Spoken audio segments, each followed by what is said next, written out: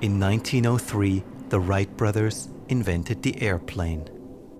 It was hard to imagine then that today there would be over 500,000 people traveling in the air at any point in time. In 2008, Satoshi Nakamoto invented Bitcoin and the blockchain. For the first time in history, his invention made it possible to send money around the globe without banks, governments, or any other intermediaries. Satoshi is a mystery character, and just like the Wright brothers, he solved an unsolvable problem. Whenever this happens, it inspires incredible innovation. The concept of the blockchain isn't very intuitive, but still many people believe it's a game changer. Despite its mysterious beginnings, the blockchain may be the airplane of our time.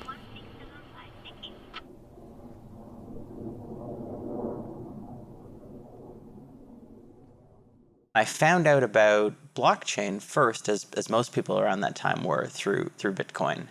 And personally, at first, I thought that Bitcoin was an absolutely terrible idea. I was teaching at Stanford back in 2010, and a teaching assistant for the class sent me an article.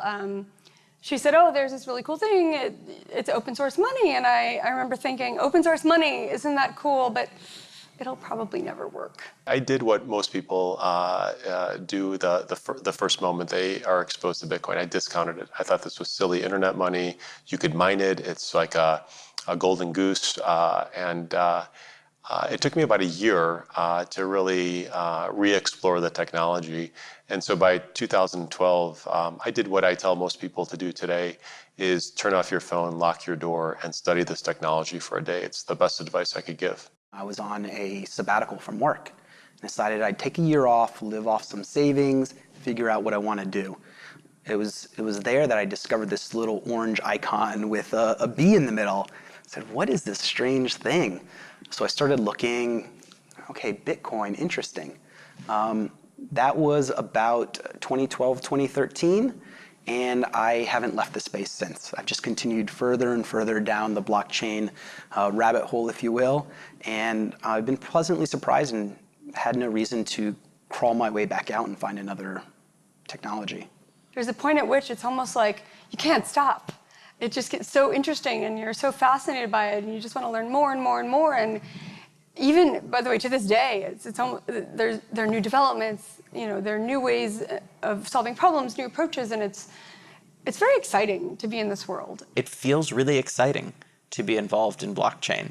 Feels like we're at the forefront of something that has at least the potential to transform our interactions between each other, between corporations, the underlying infrastructure of both the private sector, but also of government. For me, part of the fascination is that we don't yet know exactly what this thing is, and yet there was still lots of people gathering around it.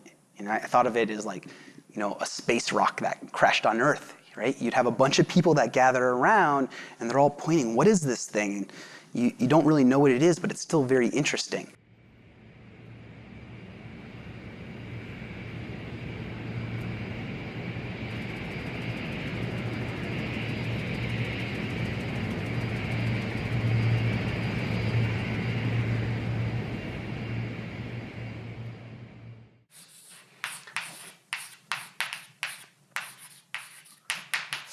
So for me personally, the blockchain has two main technical ingredients.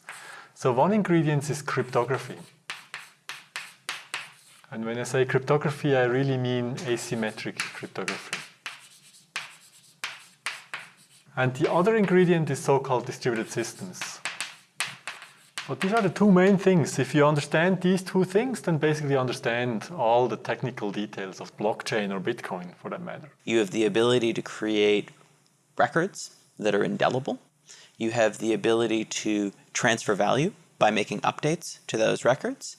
And you have the ability to automate updates to the records through these things called smart contracts. And that means potentially that you could transform the structure of financial services.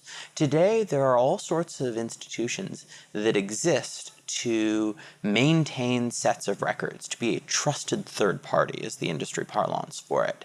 And that role is potentially fundamentally reshaped. Blockchains are networks. And networks that we see today, Alibaba, Airbnb, Uber, those are interesting networks, but they're centralized networks. Here, you're going to have networks that are decentralized, that are working more on as a cooperative. I think some of the challenges will be what are the economics of those networks, what are the economics of certain blockchains versus today's discussion, which is all about the technology. I think tomorrow's discussion will be about how do you build network effects off of these new railroads. And what's especially interesting for me is that it was a grassroots movement from the technology sector, not sort of the movement of established businesses trying to get in to find a new selling point. It's really a bottom-up movement from us geeks. It's one of the most amazing things in science that happened in the last 100 years, that this thing is actually possible, that you can digitally sign transactions or other kinds of information so that you can prove to people that you actually signed this.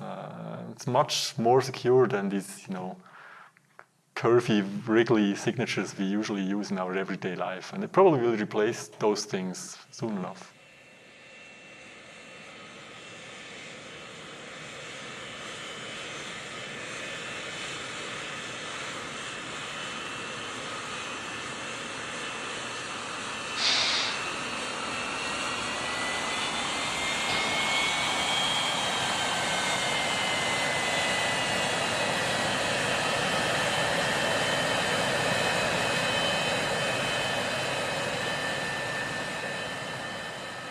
We spent 2 years trying to understand this space and what it really meant, and we found out that it meant a lot more than just another digital currency.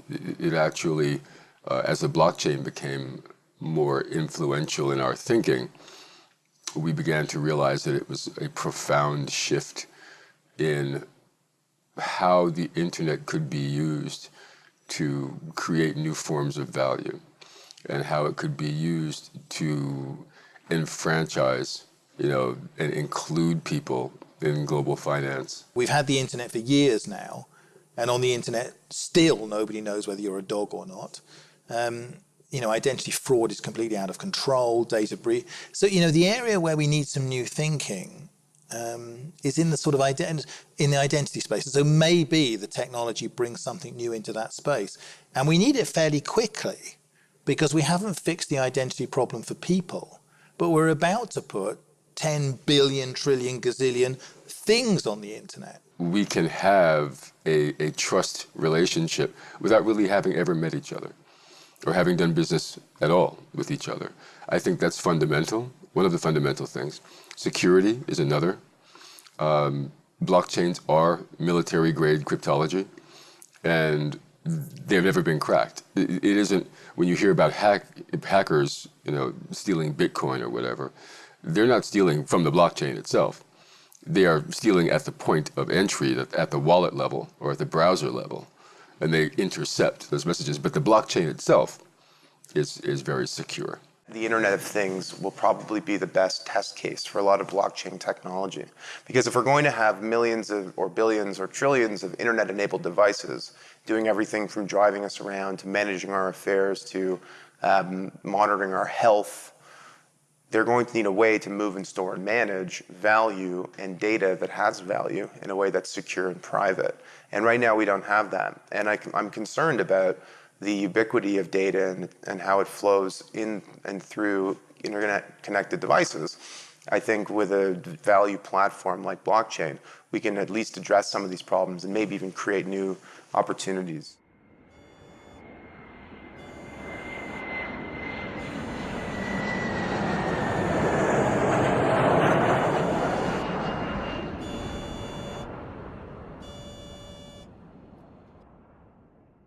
cannot sit in our office and study and whatever. Of course, we do that as well, but we need to go out. We need to participate in this whole blockchain community. And honestly, what is very new to me, especially the younger person in my team, how enthusiastic they are about that. So if there is a hackathon, for example, organized, whatever, they never come to me and say, Jan, can I go there? Can I get some money for that? They just go. You know, they're just so interested. They just go and participate and share what they learned, and we have further discussion. And I believe this is really a new way also for us how we deal with this kind of new technology. We are really in the middle of it. Nobody tells us what to do. It's really we together shaping, let's say, what the ambition, what we stand for in the end for blockchain. We need to be much more technological. We need to have an awareness of how something is programmed in order also to check if the programming is correctly or not. So these might be a kind of capabilities that at the moment we have, but not in the way that it's needed for the future. So I think in the future you always need to have a kind of IT or technological link to the things in order to understand them. Otherwise you always need your IT guy sitting next to you, helping you in the understanding of the problem. This is not something that's going to impact one or two industries. It's going to affect every industry in the same way that the internal combustion engine affected almost every industry, the same way the internet affected almost every industry, the way the steam engine created new industries. So this is one of those big generational technology shifts that will require a concerted and focused response. Otherwise, you'll miss the boat. And I think we are all also in the financial service industry trying to recognize that we don't have to be defensive of that, but we rather have to embrace not just this technology, but this enabler that it brings us to actually access a vastly underutilized or undiscovered market that we have to really do business with on an eye-to-eye level. We talk to all sorts of senior executives in financial services, and often we talk to them and they'd say, well, we've looked at Bitcoin, we've had smart people come in and explain to us how the blockchain works, but I still just really don't understand what it means for my business. And I think that makes sense in a way, because if you think about an iPhone, for example, what's really important when a new iPhone comes out? Is it that there's some new chipset, or they have some new way of compressing frequencies? I'm not an engineer. I don't know how any of that works. What matters to people is what they can do with the technology. Of course, success is in no way guaranteed. One day we may look back on this and say, oh, wasn't that great? But if you ask me, I think there's undoubtedly a huge amount of progress that has already been made, and there's something here.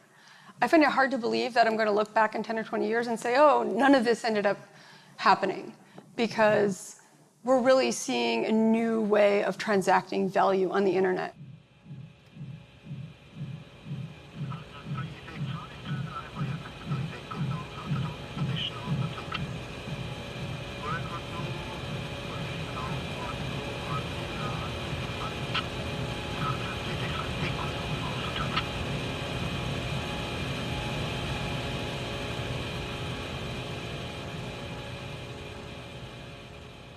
I know how big financial institutions work. First of all, they're not going to run out and do something reckless with technology. This is people's money and livelihood that they're working with, right? So these are slow upgrade processes. These systems, once they get implemented, will run in parallel with the old systems for a while before you have a switch over to the new one. That's standard in technology upgrades. So I knew this was going to take time.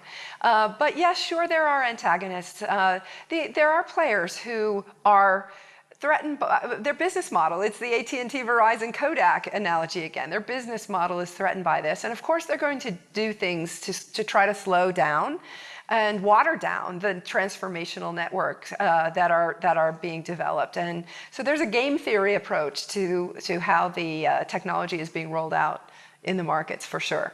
we made different roundtables here in Zug after the start of this Bitcoin experiment.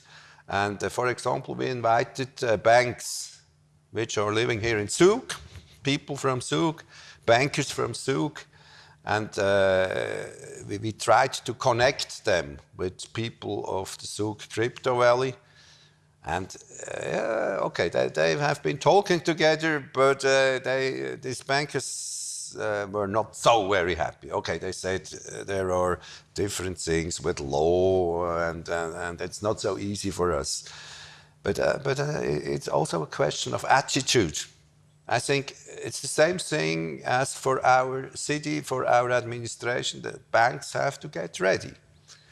And I know that in a way they are defensive, but on the other hand, they have, in research, they have made teams which face these questions.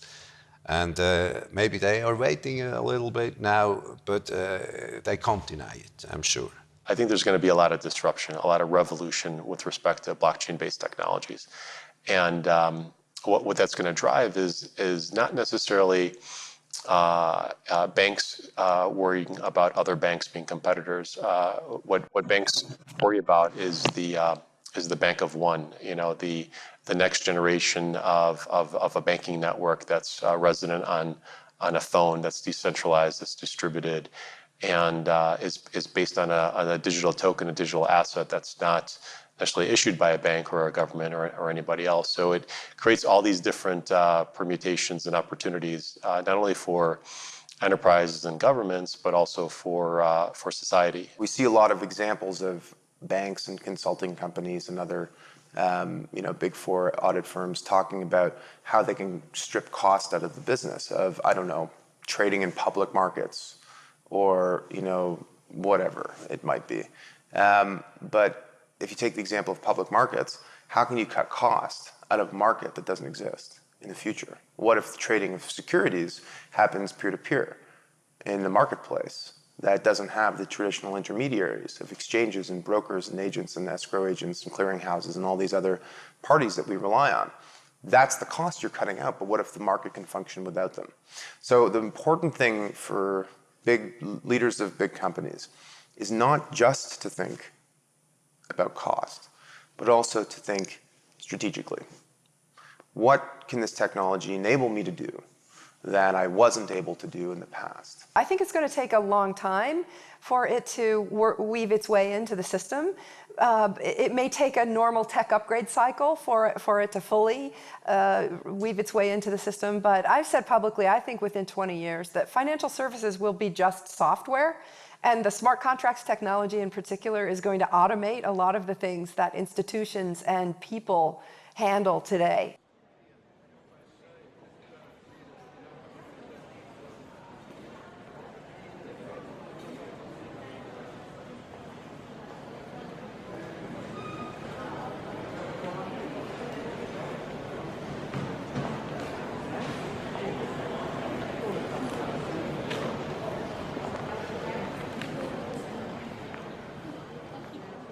74% of the world's population, according to the World Bank, does not have access to basic financial services. In my home country, in the United States of America, which is one of the most wealthiest countries in the world, about 50% of the population does not have access to basic financial services, including bank accounts. There's a huge amount of people around the world that don't get to experience and be a part of the global economy because they don't have access to the financial system for a variety of reasons. I do think this technology will lift a lot of people out of poverty, but will also be an inclusive technology that allows more people to engage in global commerce. You know, I don't like to think that we're creating so much prosperity for the less than 1%.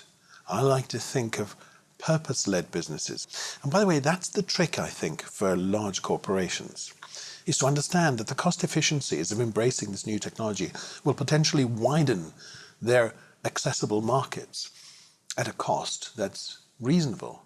And that in itself will create prosperity in different areas. Something that I think we should think about. Pretty soon, when smartphones can be had for less than $5 each, which is right around the corner, nearly every person living in poverty on Earth will have access to a smartphone and be connected to a network. That is game-changing in and of itself. When you have digital wallets on these phones and you have the ability to trade assets, we're going to answer that question, what happens when everybody has money? Because capitalism itself has thrived in some areas by the natural exclusion of others from markets. It actually uses that scarcity principle as its driving basis. So what happens when money is not scarce? We will look at people and say, okay, what is the things that I cannot do and that we can, join forces. Much more than today, where we look at people and say, okay, how big is your car and how much money do you have on your bank account? So I believe that the future will be even more human or humane, human, than the last 100 years that we've seen.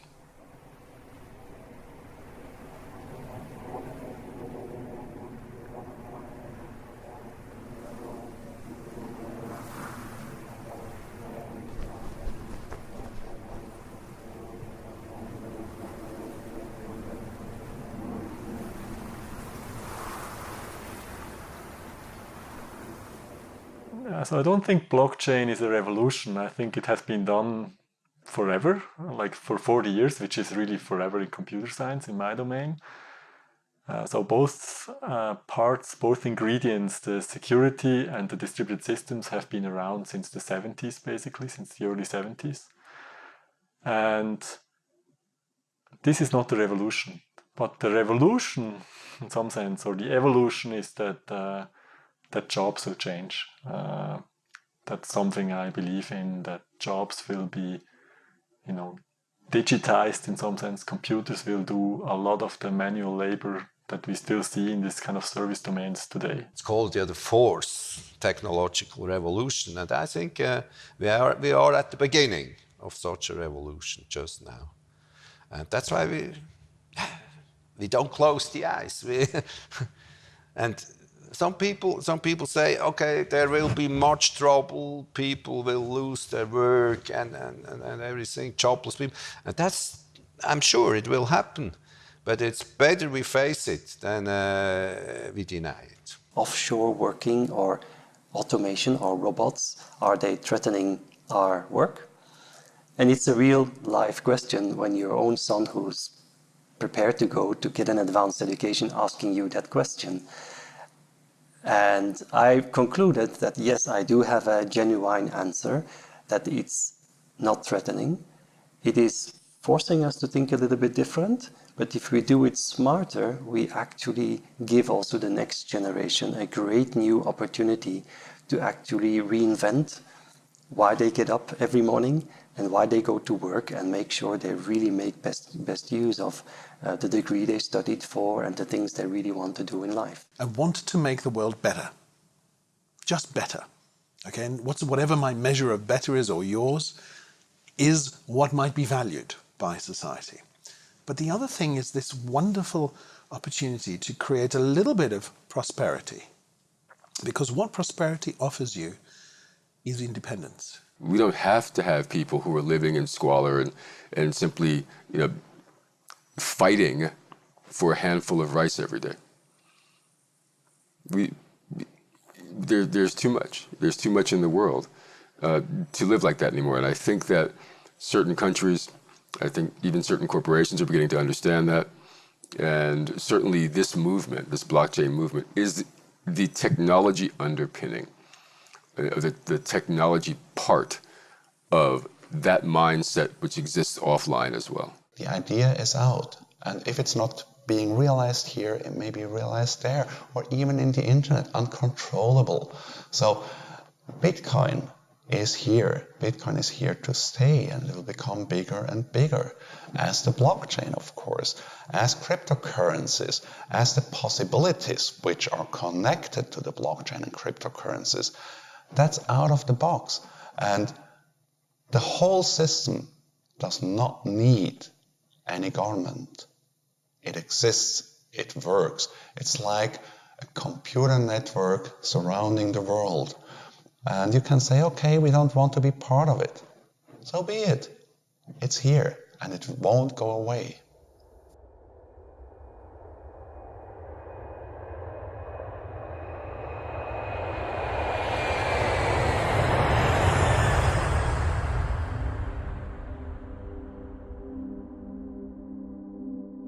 I feel like this is a generational opportunity for entrepreneurs and investors. And I quite frankly have not seen something as exciting in my entire investment career. Let's try to build a new system that has better trade-offs, that has better features, that has less downsides. And let's make it work. Now the pendulum's going to swing back. And what that's going to do is, frankly, make confidence in capital markets higher. Blockchain has enormous potential implications outside of financial services. And we might even actually see the full-scale implementation of some of those more real-world applications leapfrog financial services. This invention, when it came up in the 70s, this is really one of the totally groundbreaking ideas, right? It will change society for sure in many domains. It already has changed society in the sense that the internet is in some sense a secure place that you can, make transactions on the internet. The potential for creating trust, or even permissionless trust, within the internet, that's something that we haven't had before. And so its impact on society, on business, on government, could be profound. Blockchain is, to be fair, nearly 10 years old. But I think it's got another 10 years to run before we really see what its long-term impact is. I think it's going to be a long, much more steady journey that we go down. And you're going to see multiple technologies inspired by this thing. Blockchain technology is not the solution to all the problems under the sun.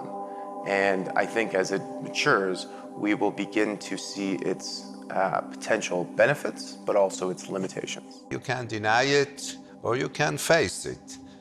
And we always said we have to face it because these things are coming up if we want or not. I've really seen very long-standing partners when they saw the whole opportunity really to change, to say, hey, I don't understand everything, but I understand there is something behind, so we need really to go forward. That's really great. People often say that necessity is the mother of invention, but I like to say that necessity is also the mother of adoption.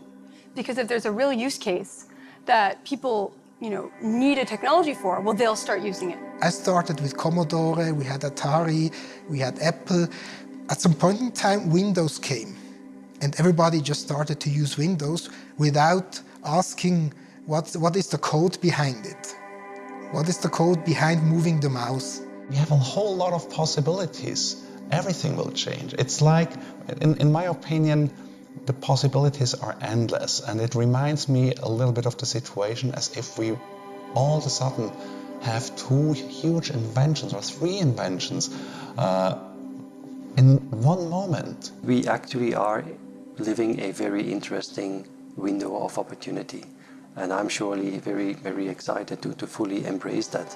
And even one little step can be a great step for mankind. And I think that we are exiting the industrial age and that we are entering an age that we still have to name. Where that will take us, I think, is very hard to tell at this point, but my suspicion is it means a sort of resurgence of the notion of community. It absolutely feels like a whole new paradigm for changing the world. Yeah, we're at a crossroads.